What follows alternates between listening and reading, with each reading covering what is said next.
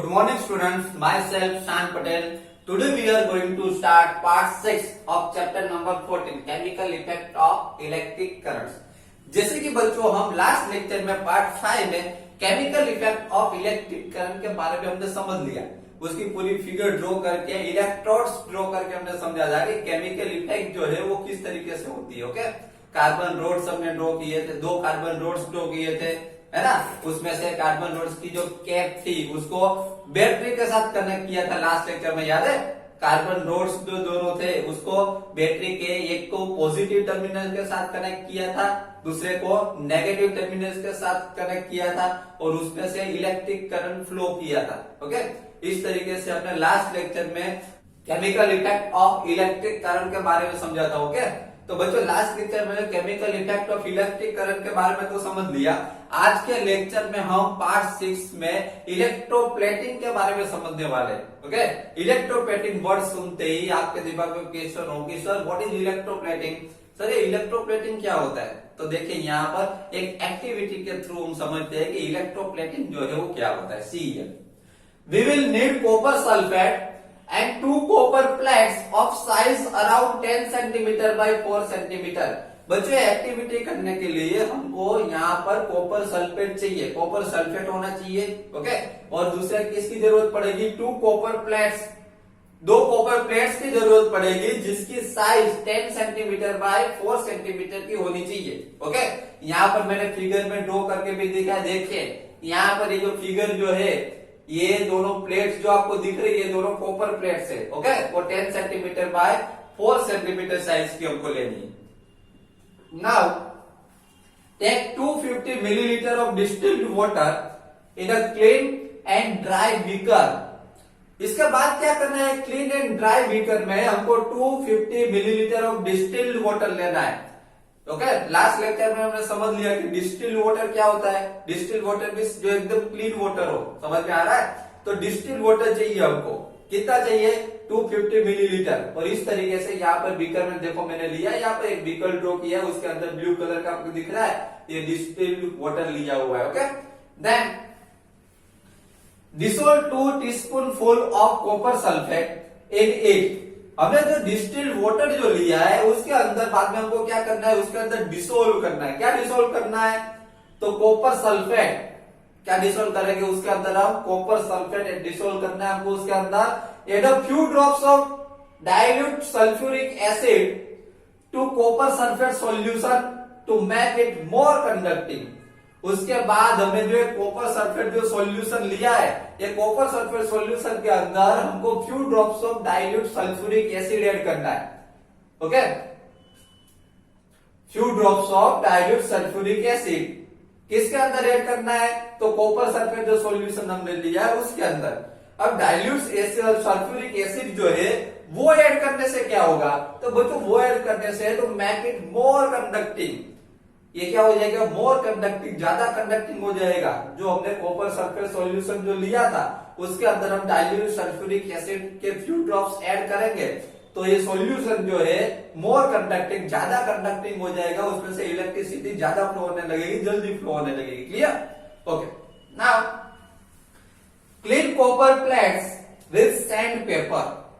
इसके बाद क्या करना है कि जो हमने कॉपर प्लेट्स लिए, ये दोनों जो कॉपर प्लेट्स हमने लिए उसको सैंड पेपर से क्लीन कर देना है। Then now rinse them with water and dry them. बाद में वाटर से उसको क्लीन करना है, बाद में उसको एकदम ड्राई कर देना है दोनों कॉपर प्लेट्स को। ओके, चलिए उसके बाद क्या करना है देखिए। Connect the copper plates to the terminals of a battery and immerse them in copper sulfate solution।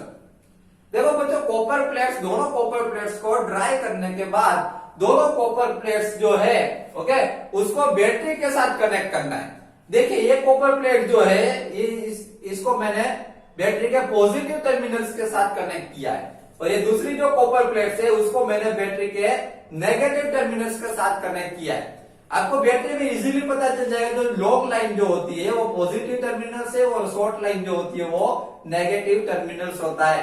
एक बार फिर से मैं आपको बता दूं, बैटरी में ये जो लॉन्ग लाइन जो होती है वो पॉजिटिव टर्मिनल से, और ये शॉर्ट लाइन के साथ जो कनेक्टेड है शॉर्ट लाइन वो नेगेटिव टर्मिनल से। Okay, now allow the current to pass for about 15 minutes. बाद में ऐसा बताया गया है कि बैटरी के साथ दोनों कॉपर प्लेट्स को कनेक्ट करने के बाद 15 मिनट्स तक इसमें से करंट फ्लो होने देना है। ओके, करंट पास करना है 15 मिनट्स तक। Now remove the electrodes from the solution and look at them carefully. 15 minute after 15 minutes current flow होने देना है। करंट फ्लो होने के बाद करंट फ्लो होने के 15 मिनट तक उसमें से करंट फ्लो होगा। उसके बाद ये दोनों जो इलेक्ट्रोड्स जो है, इसको इलेक्ट्रोड्स कहते हैं दोनों को, दोनों कॉपर प्लेट जो इसको इलेक्ट्रोड्स कहा जाता है। दोनों इलेक्ट्रोड्स को हमें देखना है, ध्यान से उसको रिमूव कर देना है, सॉल्यूशन में से बाहर ले लेना है और देखना है कि क्या हुआ दोनों इलेक्ट्रोड्स को। Okay okay, then do you find any difference in any one of them. बच्चों यहाँ पर ऐसा बताया गया दोनों इलेक्ट्रोड्स को हम सॉल्यूशन के बाहर ले गए, बाद में देखने का ये दोनों में से एक में क्या कोई चेंज आया है, क्या आपको कोई डिफरेंस दिख रहा है। Do you find a coating over it, क्या उसके ऊपर दोनों में से एक के ऊपर क्या कोई कोटिंग हो गया है। कोटिंग का मतलब होता है उसके ऊपर लेयर कोई जम गया है। What colour is the coating, ये कोटिंग जो हो गया है एक प्लेट्स के ऊपर, एक प्लेट्स के ऊपर कोटिंग हो जाएगा। अब ये कोटिंग का कलर कौन सा है वो देखना है। Note down the terminal of the battery with this electrode connected. बच्चों यहाँ पर ऐसा बताया गया है कि ये जो इलेक्ट्रोड जो है जिसके ऊपर कोटिंग हो गया है, ये इलेक्ट्रोड जिसके ऊपर कोटिंग हुआ है वो चेक करना है हमको कि वो इलेक्ट्रोड जो है, हमने जब ये करंट पास किया तब वो इलेक्ट्रोड जो है वो बैटरी के कौन से टर्मिनल्स के साथ कनेक्टेड था। पॉजिटिव टर्मिनल्स के साथ कनेक्टेड था कि नेगेटिव टर्मिनल्स के साथ कनेक्टेड था वो देखना है। फिर से एक बार बता दूं, जो इलेक्ट्रोड्स के ऊपर कोटिंग हुआ है, ओके, जो इलेक्ट्रोड्स के ऊपर 15 मिनट्स करंट पास करने के बाद जो इलेक्ट्रोड्स के ऊपर कोटिंग हुआ है वो इलेक्ट्रोड वो बैटरी के कौन से टर्मिनल्स के साथ कनेक्टेड था, पॉजिटिव टर्मिनल्स के साथ कनेक्टेड था कि नेगेटिव टर्मिनल्स के साथ कनेक्टेड था, वो हमको चेक करना है। देन देखिए अब ये जो हमने करंट पास किया उसके बाद में क्या प्रोसेस हुई, किस तरीके से हुई, किस तरीके से इसके ऊपर कोटिंग आ गया, वो हम अभी उसका सॉल्यूशन देखते। देखिए, when electric current is passed through the copper sulfate solution, copper sulfate dissociates into copper and sulfate। देखिए बच्चों यहाँ पर इसका सॉल्यूशन दिया है कि जैसे ही हमने इलेक्ट्रिक करंट पास किया, इलेक्ट्रिक करंट पास होने सॉल्यूशन में इलेक्ट्रिक करंट पास होते ही क्या होता है कि जो कॉपर सल्फेट सॉल्यूशन जो था, ये जो कॉपर सल्फेट सॉल्यूशन जो था वो दोनों डिवाइड हो गए। किसमें डिवाइड हो गए, तो कॉपर एंड सल्फेट में डिवाइड हो गए। जैसे ही करंट पास हुआ, जैसे ही कॉपर सल्फेट सॉल्यूशन में से करंट पास हुआ, ये कॉपर सल्फेट सॉल्यूशन जो है वो दो पार्ट में डिवाइड हो गया, कॉपर एंड सल्फेट दोनों में डिवाइड हो गया। ओके, चलिए उसके बाद क्या हुआ, the free copper gets drawn to the electrode connected to the negative terminals of the battery and gets deposit on it. देखिए जैसे ही इलेक्ट्रिक करंट पास हुआ, ये जो कॉपर सल्फेट जो सॉल्यूशन जो है वो दो पार्ट में डिवाइड हो गया, कॉपर एंड सल्फेट। ओके, अब क्या हुआ कि ये जो कॉपर जो है ये नेगेटिव टर्मिनल्स के साथ जो इलेक्ट्रोड ज्वाइंट था, ये कॉपर की प्लेट्स जो नेगेटिव टर्मिनल्स के साथ जो कॉपर की प्लेट्स ज्वाइंट थी उसके ऊपर ये कॉपर सल्फेट का जो सॉल्यूशन में से जो कॉपर डिवाइड हो गया था वो इस प्लेट के ऊपर आ गया। ये कॉपर सल्फेट सॉल्यूशन दो पार्ट में डिवाइड हो गया था, कॉपर एंड सल्फेट। उसमें जो कॉपर था वो कहां पे आ गया, ये बैटरी के नेगेटिव टर्मिनल्स के साथ जो प्लेट थी उसके ऊपर आ गया। समझ में आ रहा है, उसके ऊपर कोटिंग हो गया कॉपर का। Clear? Okay, then from the other electrode a copper plate and equal amount of copper gets dissolve in the solution. उसके बाद में क्या हुआ, देखो द अदर इलेक्ट्रोड जो दूसरा इलेक्ट्रोड था वो द कॉपर प्लेट जो थी वो and the equal amount of copper gets dissolve in the solution, उतना ही कॉपर जो है वो सॉल्यूशन के अंदर डिसोल्व हो गया। Clear? Okay, then thus loss of copper from the solution is restore. देखिए एक बार फिर से मैं आपको बता दूं कि ये जो प्लेट थी, ये जो प्लेट कॉपर सल्फेट की जो नेगेटिव टर्मिनल्स के साथ जो प्लेट कनेक्टेड थी, उसके ऊपर इसमें से सॉल्यूशन में से जो कॉपर जो अलग हुआ था वो इसके ऊपर आ गया। समझ में आ रहा? तो कॉपर सल्फेट सॉल्यूशन में से कॉपर इसके ऊपर आ गया। अब क्या हुआ कि दूसरी जो प्लेट थी, वो जो कॉपर प्लेट थी, वो कॉपर प्लेट उसका जो कॉपर था वो सॉल्यूशन के अंदर मिक्स हो गया। समझ में आ रहा है? Okay. Then thus loss of copper from the solution is restore. इसलिए जो कॉपर लॉस हो गया था सॉल्यूशन में, वो वापस इस प्लेट में, दूसरी प्लेट में से रिस्टोर हो गया सॉल्यूशन के अंदर। Then thus loss of copper from the solution is restore and the process continue. ये प्रोसेस जो है इस तरीके से कंटिन्यू जो है वो चलती रहेगी। Okay. This means that copper gets transferred from one electrode to the electrode other electrode. इसका मतलब ये हुआ कि कॉपर जो है एक इलेक्ट्रोड में से दूसरे इलेक्ट्रोड में ट्रांसफर हो रहा है। किस तरीके से ट्रांसफर हुआ?